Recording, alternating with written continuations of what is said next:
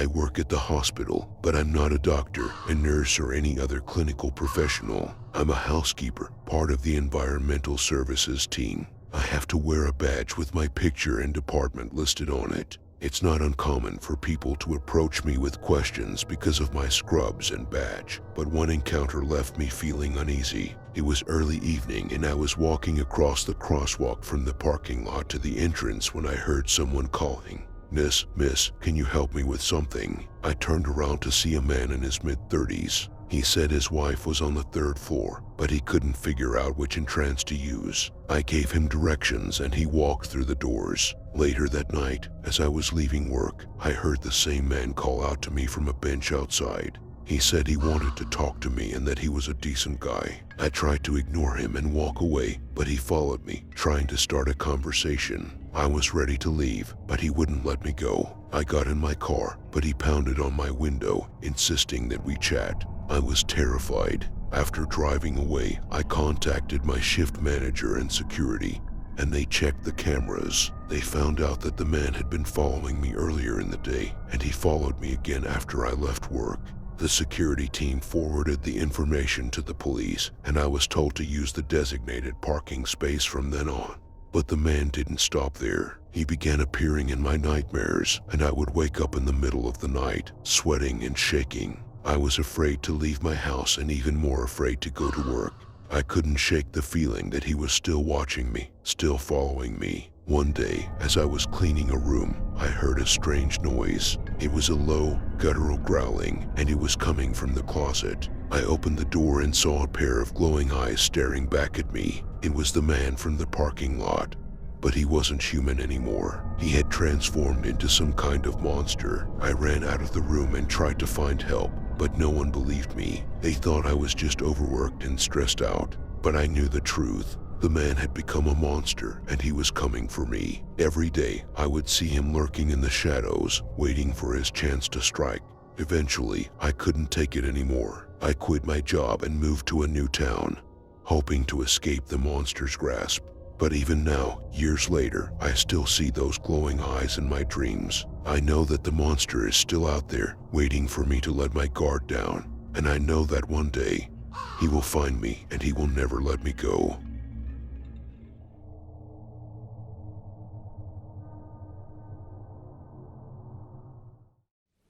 When I was a child, I had a scary experience that I'll never forget. It happened on a regular day when I was walking home from school. I was just 11 years old and a latchkey kid, so I was used to being home alone after school. However, on this particular day, I had to use the restroom urgently and couldn't hold it in until I got home. As luck would have it, I was passing by a local playground that had public bathrooms. I was relieved and quickly ran towards them. As I entered the bathroom, I noticed that it was empty. I quickly went into one of the stalls and placed my book bag on the floor. I was a bit scared to use public bathrooms, so I always preferred to use the stall instead of the urinals. I did my business, and as I was getting ready to leave the stall, I heard some noises outside.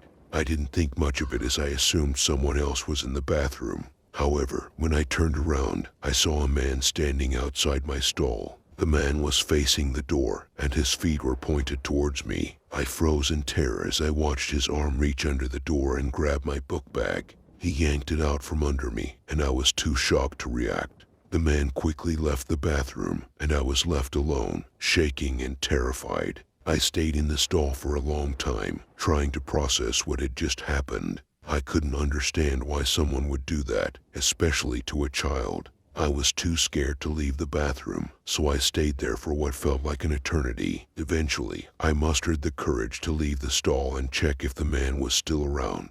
He was nowhere to be seen, but my book bag was gone. I slowly left the bathroom and started to walk home, still feeling shaken up. I kept looking over my shoulder, afraid that the man might be following me. When I got home, I saw that my front door was wide open. My heart sank as I realized that the man had stolen my key and could have entered my house. I felt sick to my stomach as I looked around the house and saw that some valuable items were missing. I didn't know what to do, but I knew that I had to call the police. I was too scared to stay in the house, so I ran to my neighbor's house and asked for help. The neighbor's wife quickly came to my aid and called the police. I was shaking and crying, and I felt guilty for not being able to protect my own home. The police arrived quickly, but they were unable to find the man. He had gotten away with some valuable items, and I felt violated and scared. I couldn't sleep at night for a long time after that. Every time I closed my eyes, I could see the man's face and feel his presence in my house. It took me a long time to feel safe again, and I still have nightmares about that day. Looking back, I realized that I was lucky to have escaped unharmed. The man could have done something much worse, and I could have been hurt or worse. I learned a valuable lesson that day about the importance of safety and being aware of your surroundings. I never want to experience anything like that again, and I hope that no child ever has to go through what I went through.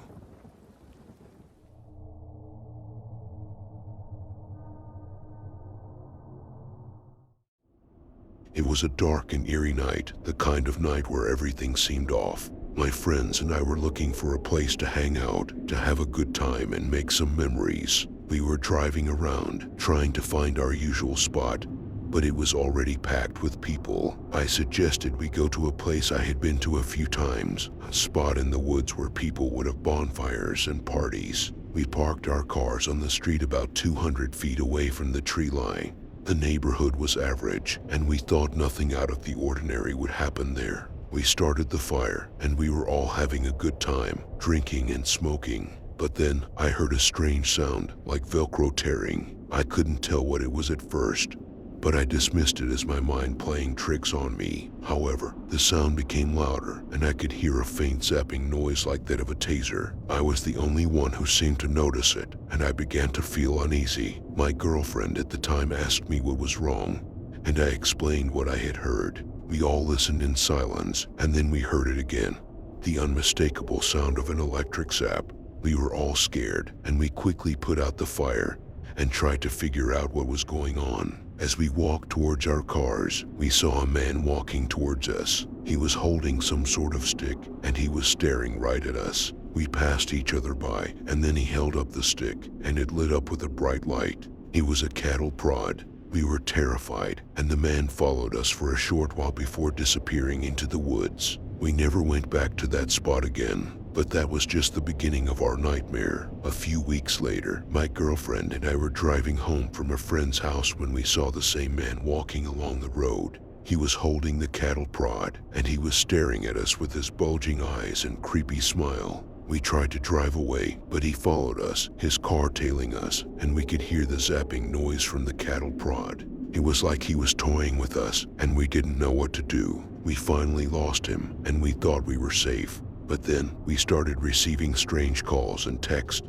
all from an unknown number. They were filled with threats and taunts, and we knew it was the man from the woods. We went to the police, but they didn't take us seriously. They said there was no evidence of any crime, and they couldn't do anything about it. We were on our own. The man continued to stalk us, and we were constantly looking over our shoulders. We didn't know what he wanted or why he was doing this to us. We were living in fear, and it was taking a toll on our lives. One day, we received a package in the mail. Inside, there was a note and a piece of paper with strange symbols on it. The note said that if we didn't do what he wanted, he would hurt us and everyone we loved. We didn't know what to do, but we knew we had to take action. We hired a private investigator, and after weeks of searching, they found the man. He was living in a secluded cabin in the woods, surrounded by all sorts of strange equipment. We alerted the police, and they raided the cabin. They found evidence of all sorts of crimes, including kidnapping and torture. The man was arrested, and we finally felt safe again. But the memories of that night in the woods and the weeks crash tube. I couldn't shake off the feeling of unease that lingered with me for weeks after that incident. I tried to brush it off, to convince myself that it was just some weirdo trying to scare us. But deep down, I knew there was something more sinister at play. I began to obsessively research the area and its history. I scoured the internet for any news articles or reports of strange occurrences in the woods. I even went as far as to visit the local library and dig through old records and archives. What I discovered sent shivers down my spine. The woods that we had been in that night had a dark past. It was rumored to be a place where cults would hold their rituals and perform sacrifices. People had reported hearing strange sounds and seeing bizarre figures lurking in the shadows. But that was just the beginning. As I delved deeper, I uncovered a series of unsolved disappearances and murders that had taken place in the woods over the years. Victims would vanish without a trace, and their bodies would never be found. My mind raced with terrifying possibilities. What if the man with the cattle prod was not just some random creep, but a member of a secret cult? What if he was there to perform some twisted ritual on us, and we had narrowly escaped with our lives? I couldn't shake off the feeling of being watched. Every time I walked past the woods, I felt as though someone or something was lurking in the shadows, waiting for their next victim. I tried to convince my friends not to go back to that spot, but they laughed it off and told me I was being paranoid. It wasn't until a few months later that my worst fears were confirmed. Another group of teenagers had gone to the same spot in the woods, and they never came back. The police were called, and they conducted a massive search of the area. What they found was a scene straight out of a horror movie. The bodies of the missing teenagers were discovered in a clearing, surrounded by strange symbols and candles. It was clear that they had been the victims of some sort of ritualistic sacrifice. The police never found the perpetrators, and the case remains unsolved to this day. But I knew in my heart that it was the work of the same cult that had been haunting those woods for decades. And I couldn't help but wonder what would have happened to me and my friends if we had stayed there just a little longer. From that day on, I never went near those woods again. And every time I hear the sound of an electric zap, my mind races back to that terrifying night. And I can't help but wonder if the cult is still out there, lurking in the shadows, waiting for their next unsuspecting victims.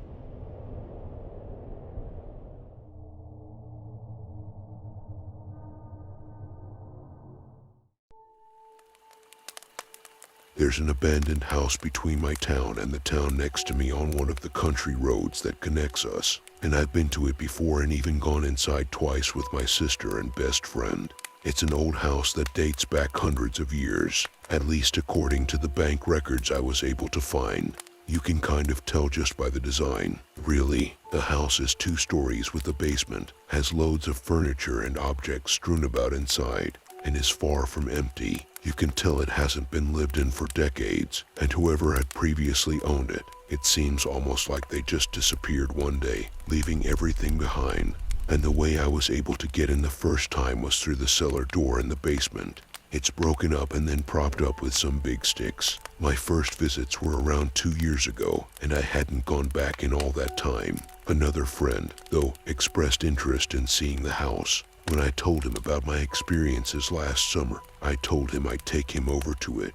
I never thought it was a dangerous trip. I told him it was just an interesting place to explore. We parked across the street from the house in the parking lot of one of the industrial buildings nearby, and the road was a rural one, but it was far from unused.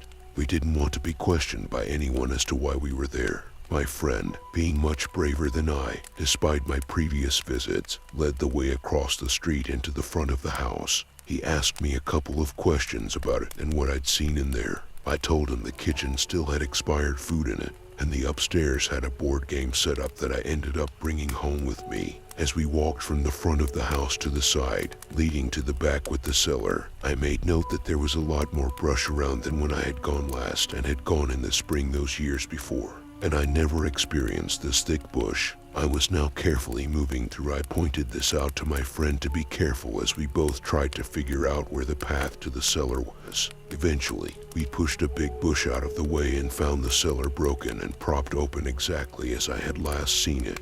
We talked for a second about being nervous, and I really took in the view of the cellar. It led to this dark, abandoned house. I remember being really intimidated while looking through the opening. I made a note as well that some of the items propping the cellar door open were not familiar to me. I didn't state this out loud, however, as I thought it was either just my anxiety or perhaps some other explorer who had visited in the meantime. My friend and I discussed who should go first. He said that since I was the expert on the home, surely I should head down first.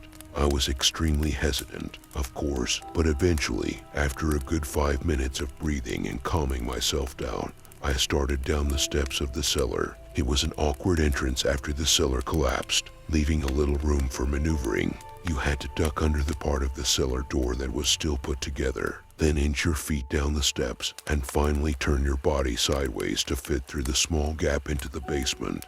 And it took a long time after ducking under the door since my nerves came back for a second.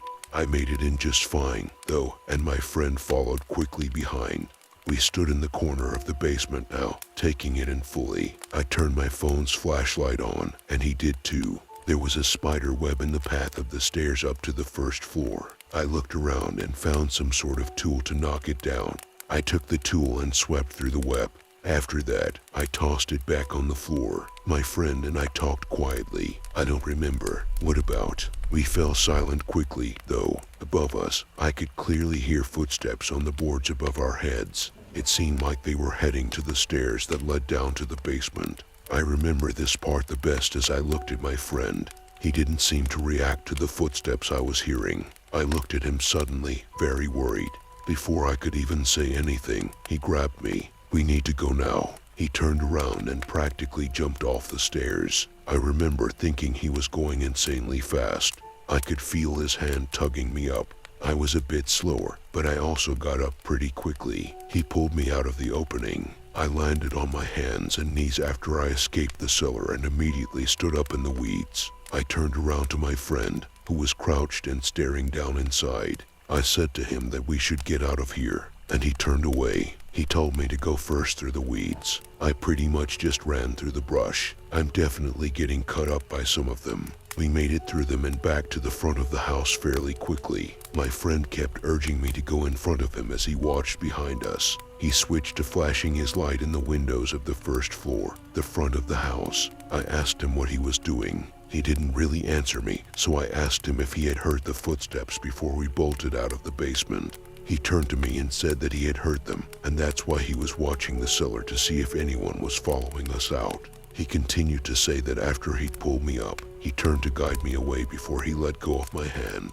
When he turned back, you could see the bare feet of someone standing at the bottom of the cellar because of the cellar's dilapidated structure. He could only see their feet and part of their legs. He never saw them come up the cellar stairs, though, or move away from them before he followed me. I didn't believe them at first and thought he was just trying to scare me, but I could tell by the serious tone of his voice and the silent look he gave me after telling me that he was not trying to make a joke. We stood for a second, not really saying anything. We both agreed to go back to our cars. We stood by them for a while, watching the house to see if anything or anyone would come out, but there was no movement at all. After talking for a bit about how crazy that was, he reassured me that he was telling me the truth. It started to rain. We decided to call it a night. I haven't gone back to the house since then. I like to tell myself that whoever was in that house must just be a homeless person finding shelter or something. But I still get chills to this day thinking about how close that person was to me. As I scrambled up from the cellar,